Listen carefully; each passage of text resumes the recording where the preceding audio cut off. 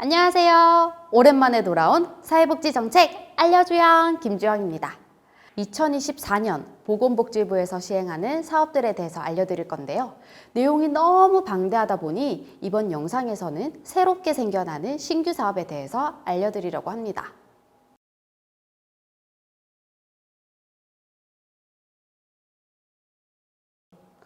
먼저 노인 관련 사업인데요. 올해부터는 요양병원 간병지원 사업이 시범적으로 실시됩니다. 사실 우리나라는 다른 나라에 비해서 의료보험이 정말 잘 돼 있잖아요. 하지만 병원에 입원했을 때 가족이나 친구 누구 한 명이 상주하면서 간병하는 것도 쉽지 않고 간호간병 통합 서비스는 실질적으로 또 받기 어려운 상황들이 많다 보니까 어쩔 수 없이 간호간병인을 이용하는 사람들이 많은데 중증 환자들은 간병인을 구하기도 어렵고 또 구하더라도 간병비는 점점 비싸지고 그래서 간병인 보험도 생기고 하잖아요. 그러다 보니 작년 연말 보건복지부가 국민 간병부담 경감 방안을 발표했습니다. 이 국민 간병부담 경감 방안은 크게 세 가지를 중점으로 추진하는데요. 이 3대 분야를 바탕으로 10대 과제들을 제시했어요. 그 중에서 요양병원 간병 지원 사업에 대해서 살짝 설명해 드리면요. 올해 7월부터 내년 12월까지 1년 6개월간 10대 요양병원의 600여 명을 대상으로 1단계 시범사업을 실시합니다. 1단계 시범사업은 의료 최고도와 의료 고도 환자이면서 장기요양 1등급과 2등급 수준에 해당하는 환자에게 간병 서비스를 제공하는 건데요. 이 서비스를 한 번 신청하면 의료 요양 통합 판정 방식으로 의료 필요도와 요양 필요도를 함께 판정합니다.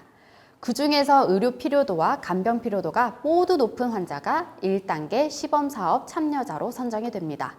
신청자들 중에서 의료 고도 환자는 최대 180일까지, 의료 최고도 환자는 기본 180일부터 추가로 간병 사업을 제공받을 수 있어요.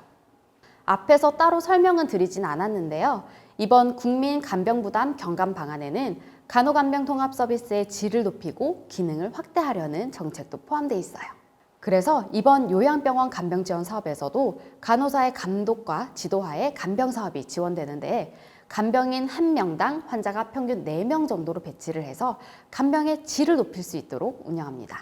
이후에는 또 1년간 본사업 준비를 위한 2단계 시범 사업을 실시하고 그 후에 지속적으로 현장의 의견을 수렴하고 대책들을 보완해서 2027년 1월부터는 전국적으로 본사업을 실시합니다.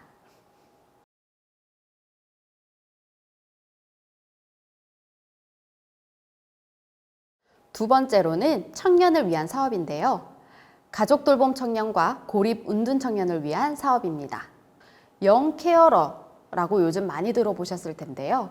가족 돌봄 청년을 말하는 영케어러는 질병이나 장애, 고령, 정신건강, 알코올 중독, 만성질환 이런 문제들을 가지고 있는 가족을 직접 부양해야 하는 만 13세에서 34세의 청년들을 말합니다. 2022년 3월부터 11월까지 처음으로 실태조사를 했는데 이런 가족 돌봄 청년이 전국에 10만 명 정도나 된다고 해요. 그래서 올해부터는 시범사업으로 청년미래센터가 4개의 시도에 생겨납니다. 청년미래센터는 공모를 통해 4개의 광역 시도를 선정하여 우선적으로 설치를 하고요. 돌봄 코디네이터 6명이 배치돼서 가족 돌봄 청년을 파악하고 밀착적으로 사례 관리를 하면서 가족 돌봄 청년과 고립 은둔 청년 같은 취약 청년들을 위한 원스톱 통합 지원 사업을 실시하게 됩니다.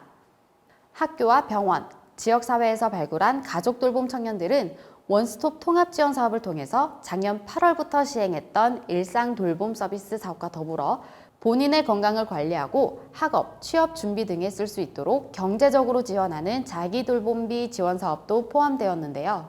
자기 돌봄비는 분기당 50만 원, 연간 최대 200만 원을 지원하고요. 소득 100% 이하 가구의 가족 돌봄 청년 960여 명이 해당됩니다. 이 외에도 다른 가족 돌봄 청년과 돌봄 청년을 공유하면서 정서적 지지를 얻을 수 있도록 자조 모임 프로그램 같은 사업도 같이 운영하게 됩니다. 이렇게 청년미래센터는 다양한 서비스의 모형과 본인 부담 방식 등을 고려한 선도 모델을 개발하고요. 2년간의 시범 운영을 통해 전국적으로 확대할 수 있도록 추진할 계획입니다. 이 청년미래센터에서는 고립 은둔 청년들도 새롭게 지원받을 수 있게 되는데요. 전담 인력이 8명 배치돼서 고립 은둔 청년을 위한 사업을 진행한다고 해요.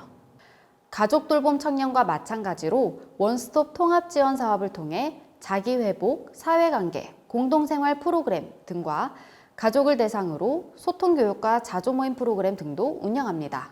가족 돌봄 청년은 학교나 병원, 지자체 등을 통해서 발굴이 된다고 하면 고립운동 청년은 온라인 커뮤니티나 가족, 경험자, 지원자 등과 협력하여 확인이 됩니다. 그리고 청년은 청년기본법상으로 19에서 34세에 해당이 된다고 하는데요. 34세가 넘는다 하더라도 현장에서 지원 프로그램이 적절하다고 판단되는 경우에는 또 지원을 할 수 있도록 마련한다고 해요.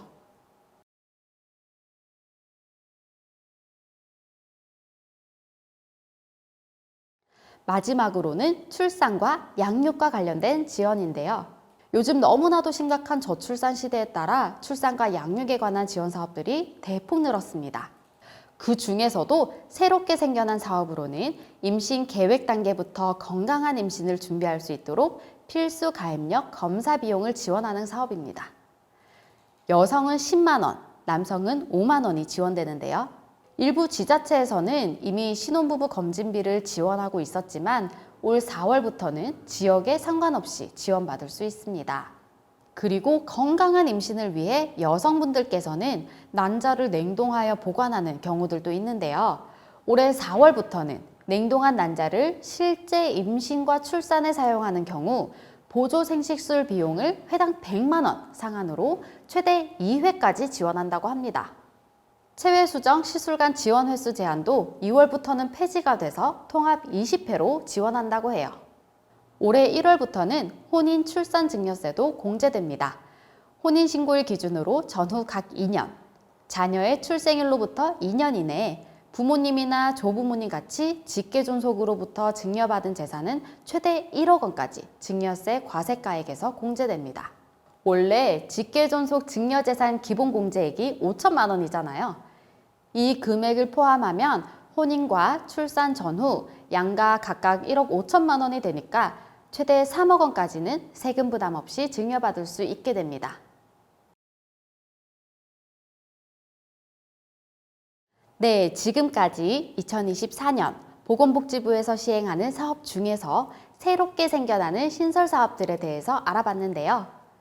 혹시나 몰라서 혜택을 받지 못하는 일이 발생하지 않도록 우리 대구사회복지협의회 유튜브를 통해서 많이 알아가셨으면 좋겠습니다. 사회복지와 관련하여 궁금한 내용이 있다면 언제든지 댓글로 남겨주세요.